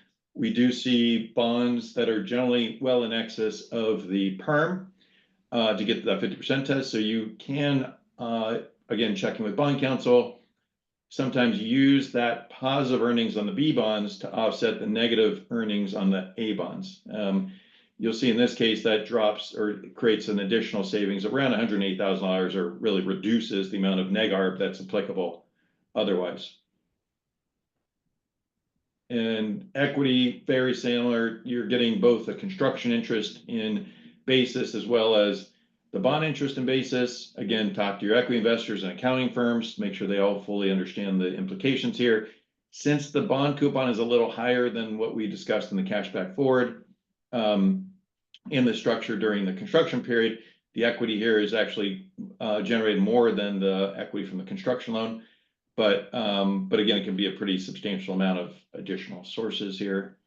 And then cost of issuance, as Lauren mentioned, there's some added costs for underwriters counsel and rating. Putting all that together. A nominal additional cost. Next slide. There we go. Summary, again, around the same percentage of savings. You'll see from we talk about in a minute on the historical averages, we did have to haircut the additional loan proceeds quite a bit because of interest rate fluctuations, but you do see a positive from the additional loan proceeds, a negative from the that negative arbitrage that could really start impacting negatively these deals if that spread gets too wide. Additional equity is good, but then there's cost of issuance. So all in, it still is just around 3% additional proceeds we're seeing. These honestly have been much as 10% of additional proceeds. And it really just depends on where interest rates are at the time, which can be tough to navigate, especially in the current market. But we like to see what we've done historically. And by the way, we've closed now hundreds of both the cashback forward and MTEP, so we do have some pretty good data. All right, Nick, what were you saying? What was your date that you priced your deal? We closed you said. 11/7. So basically. So right 11/1. around here. And Oh, right the here. initial conversation was, I don't know, call it 7-1, 8-1. Yep, So, that is you a know, pretty good it's the swing. old better lucky than good, and sometimes you're not lucky, and that's just how it Fair. goes in the business, right? Yeah, yeah, it does. And that's the, challenging thing. You see, there are some peaks here. Good news is that the black line, again, over the historical averages has been generally since 2022, again, maybe really 2023. There's a point where it dipped in like April of 23, it dipped down to pretty much break even. But the black line has been generally above the baseline for a private placement. The big factor here, because now the red neg arb is at the bottom of this because it's a negative along with the cost of issuance. The good news is that the green, which is additional equity, and the blue, which is now additional loan proceeds because of that lower mortgage rate. Nick was probably trying to be excited and close back in June of 24, where not only because there was a dip in MMD, that created a ton of extra loan proceeds, and even closed a handful of deals, shockingly enough, where the short-term investments were higher than the coupon on the bonds. So not only did they have no neg arb, they had a tiny little bit of positive arbitrage. But like you said, sometimes you get lucky. But you closed a deal and it's off to a big success. And we're going to hand it over to you to go over your awesome deals real quick. There's we're going to do that first. Okay, good. All right, Nick, please walk us through the deals that I Here we go. So have dreams about, nightmares about, both. Yes, both. So It's we're beautiful. going to talk a little bit about a deal called Residences Government Center 2. We're working on a rebrand and a new name. There is a Residences Government Center 1 done by the fine folks at SCG Development, our friends there. You may or may not have heard of it. It is a 279 unit development in Fairfax County. It's in partnership with FCRHA, or the Fairfax County Redevelopment and Housing Authority. 279 units. We have a 15,000 square foot childcare and service facility, 332 underground parking spaces. It'll be Earthcraft Gold certified. It's got rooftop solar. It's got EV chargers in the garage. About 10,000 square feet of community and resident amenities. The site's about 4.5 acres, and all of the parking is actually under the two buildings that you see here. The parking lot to the right is actually part of the Government Center campus for the Fairfax County government. All right, so let's go to the next slide. We'll try to keep pushing through here. So we were awarded through the Fairfax County PPEA process. The Fairfax County put out a solicitation for an award, or for developers to respond to, in September of 2021. We with many others and probably a bunch of folks on the call, applied in November of 2021. We were fortunately selected in February of 2022, and immediately got to work. So the idea here was to transform a underutilized surface parking lot on the Government Center campus to create the 279 units and resident and public amenities. It is a 99-year ground lease with FCRHA, and the images here, you can see kind of the proximity to the Government Center campus, and then kind of another rendering of what the deal looks like. So next slide.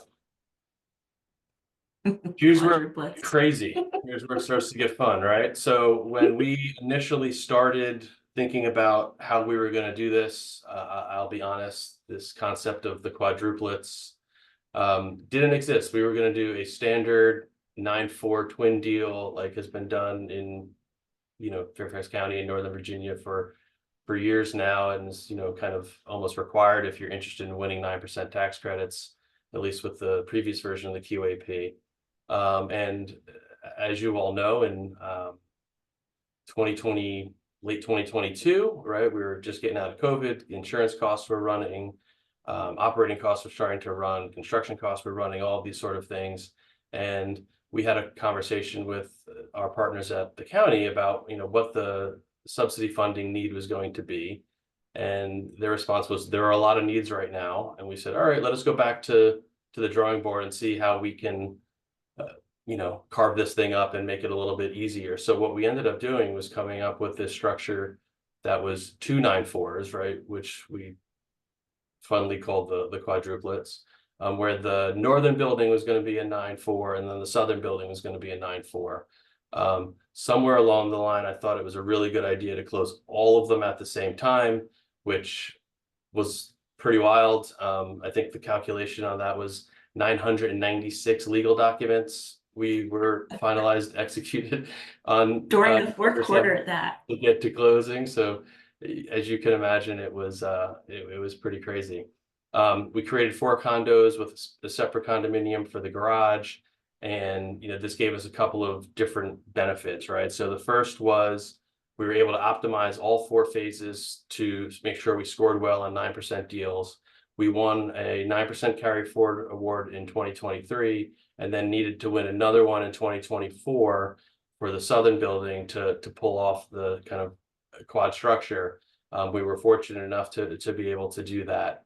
And then similarly lined up the Northwest 4 and the Southwest 4 for bond applications, so that everything kind of came together in, call it Q2 of 2024, to allow us to close in summer or fall of 2024, which was November 7th. So this was built in a couple of different ways. One was if we were unable to win the 9% credits on the southern building, we were going to get started and build the northern building and build the whole job in 2 phases. But we were, again, fortunate enough, so we pushed forward on all of it together. A couple of things that were really interesting here.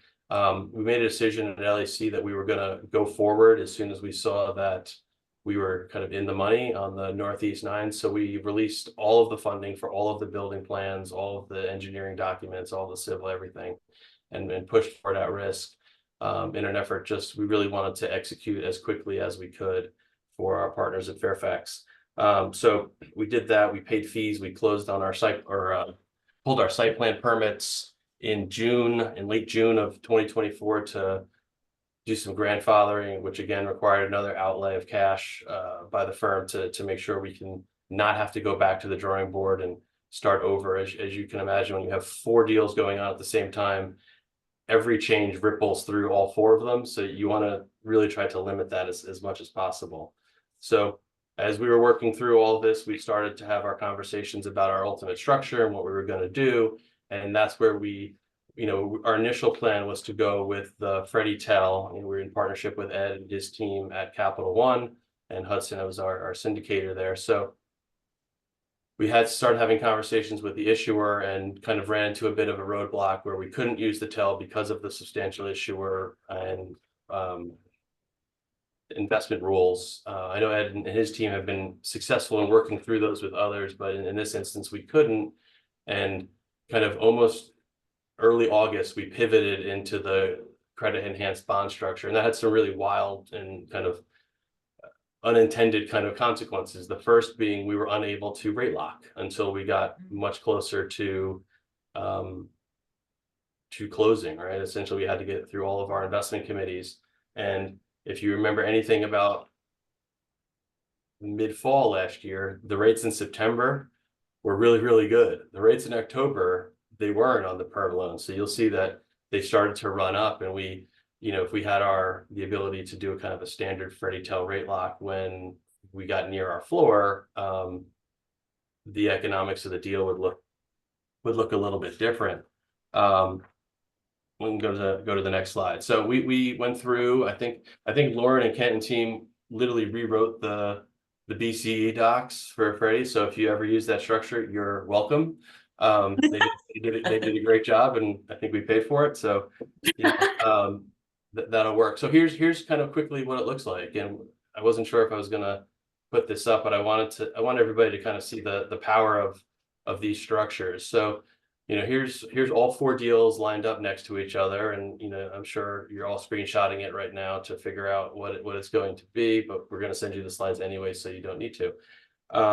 So a couple of things that happened here. If you take a look at Northwest 4 and Southwest 4, right, where we have the short-term proceeds, right? So we're at 2.4 million in short-term proceeds for Northwest 4 and 1.8 million for in Southwest 4, and that is exactly what we used, right? Those are the proceeds generated by the investor or by the investments made to offset the interest. We end up in this situation with about $250,000 of negative ARB, right? So in July and August, when we were looking at this, we were in the positive ARB category, right? Where we were generating additional proceeds to help the deal, in addition to, more essentially, per mortgage proceeds. So we got a little bit of a bump there, but we were still able to generate, I think, 1.1 million in total additional tax credit equity on those 2 4% deals. And again, this isn't a QCT, so we didn't actually get the benefit of that basis boost as well. Or we could have done better. So it was really, really a powerful structure for us to use here. Let's see. The other thing you could notice is if you take a look at our financing costs and reserves, you'll see that in Northwest 4, we were just over 8 million. In Southwest 4, we were 6.97 million. If you net out the short-term proceeds, you'll see that we're kind of right back in line with where most normal 9-4 splits are. And again, we were able to then generate tax credit equity on the taxable interest that we had from the taxable construction loan. So it worked out really, really as well as it could. Let's go to the next slide. Here's just a combination. You'll see, as we talked about, it was a bummer we couldn't rate lock. We ended up at about 70% deferred fee, and that was below 50 when we started, and this structure really, really was taking off for us. So we made the decision to go forward and get closed and be a good partner and build it, and we'll figure out the rest. We'll figure out the rest later. Next slide. And then the couple of other things that we did is as I mentioned, we had 2 9s and 2 4s. If you're familiar with how tax exempt bonds work in Virginia, you can go through the local issuer pool, but you need to be under $20 million to submit at the beginning of the year. Otherwise, you have to, wait until the larger deals. So both of our deals were sized under the $20 million, so we could submit immediately after the first of the year, which we did, to make sure that we were able to get, the volume cap that is becoming more and more scarce in Virginia every year, seemingly. With the 2023 carry forward for the Northeast 9, we wanted to make sure that we could get closed, built, and placed in service within our 9% deadlines without having to turn back or refresh our credit. So that was important to us. So we pushed forward on it. Again, here you see we generated 1.1 million in additional ITAC equity through the structure. That's probably net something like $550,000 in total additional proceeds to the deal after the neg arb and a couple of additional fees and those sorts of things. But it was still accretive, and we honestly did it probably, if you take a look at that graph, in the worst time in the last 12 months. So it kind of only gets better from there, right? The other thing we worked on with the Capital One team was to purchase rate locks for both the 4% and the 9% deals, just to kind of balance some things out. We, looked at generating, or we were able to generate additional equity on the rate locks for the 4% deals, but almost made them neutral in our calculations on their costs relative to the savings we were going to be able to pick up on the construction period interest and the equity generated from adding that into the deal. So that is it in kind of blistering speed, because I know we have a few other things. We want to have a few other questions or time for that, but it's an exciting deal. We're currently under construction. We're about 20% through. We're working with Harkins Builders as our general contractor. They're doing a great job. for us out there, and so far so good. It's a lot of moving pieces because it's essentially 4 individual transactions, 4 deals, 4 draws, four of everything. But the team has really worked well together to kind of streamline the process as much as possible. So, Nick, I want to say thank you for being a trailblazer in this arena. I yeah, think maybe I your guess beard's so. gotten a little bit more gray. Maybe there's a chance. A little bit. Just It's a funny, tiny bit. The financing structure is the same as many people have done, right? It's a 9-4 twin.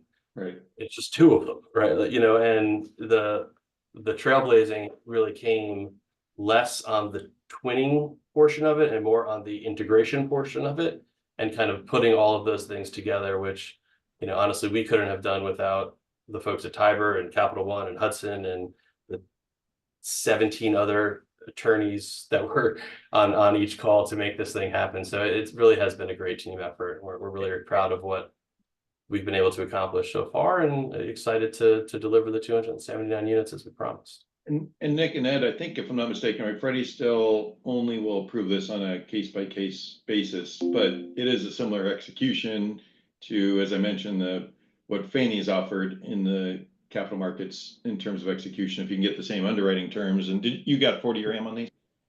We did. We were Yeah, fortunate. We do a lot of work with Freddie and with Fannie, and Right. in this location, they were comfortable issuing That's the great.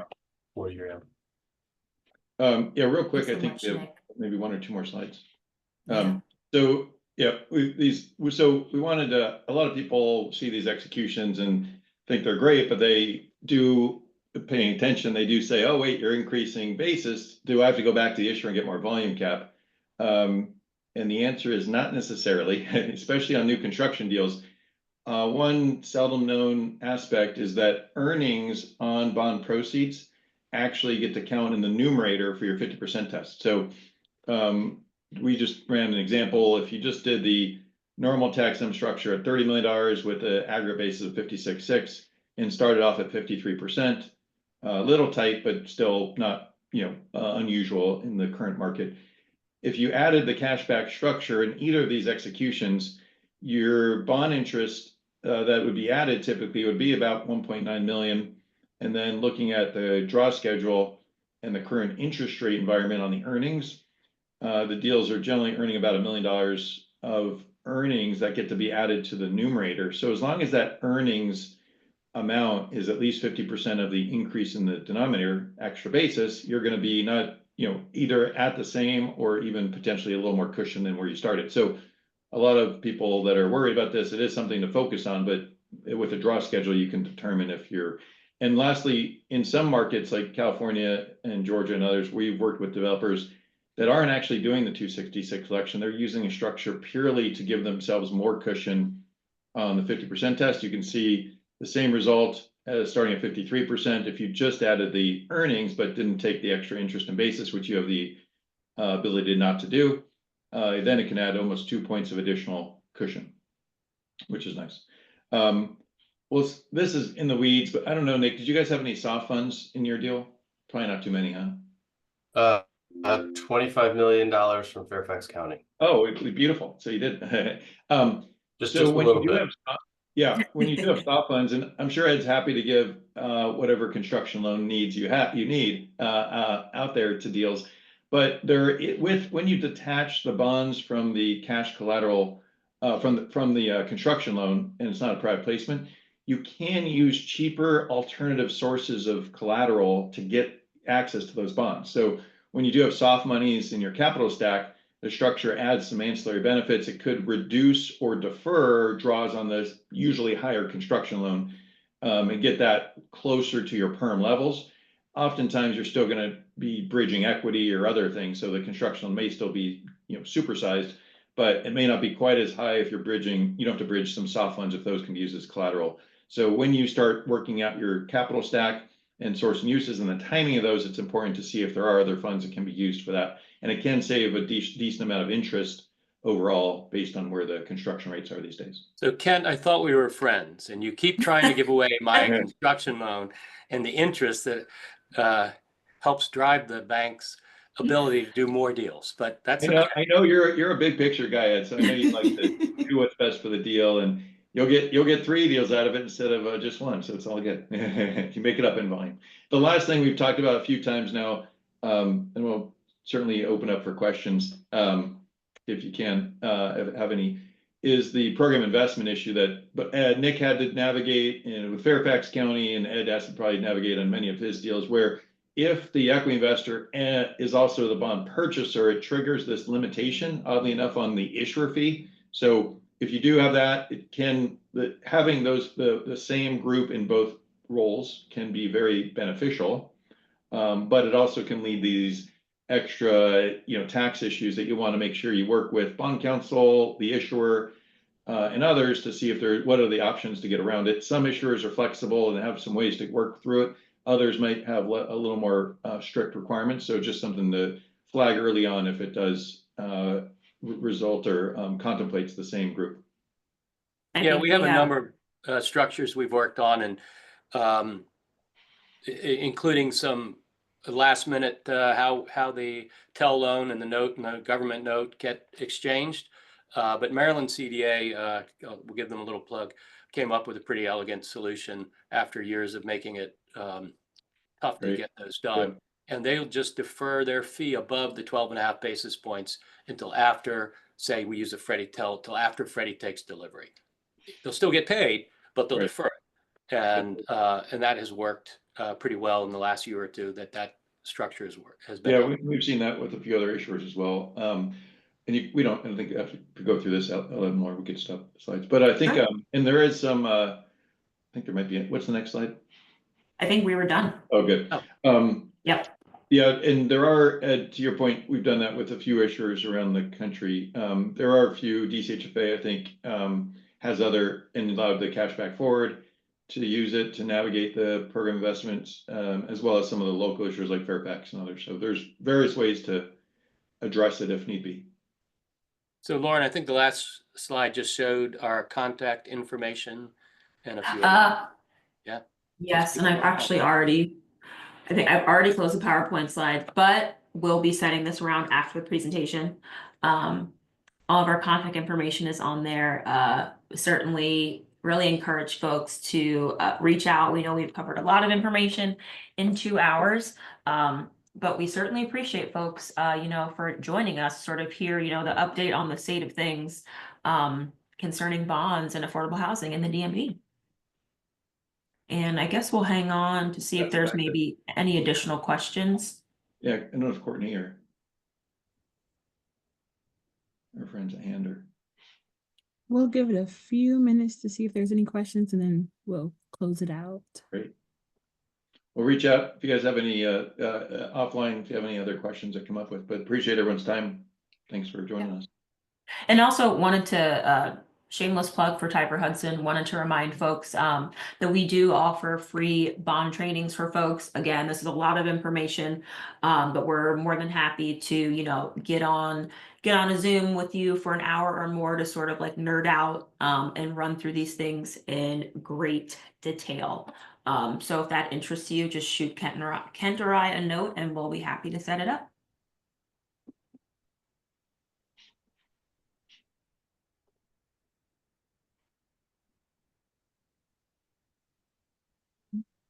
Good afternoon, everyone. My name is Tiana Overton, and I'm the Membership and Operations Director here at HAN. I want to thank our sponsors, our panelists, and all of you for dedicating your time today. Now that I asked everyone, please turn your attention to my screen. You will see a QR code which will take you to a survey. Upon completing the survey, you will receive a link to today's recording and the presentation slides. I'll also drop a link to the survey in the chat as well. Again, I want to thank you once again for your engagement and support, and I wish everyone a great rest of your day.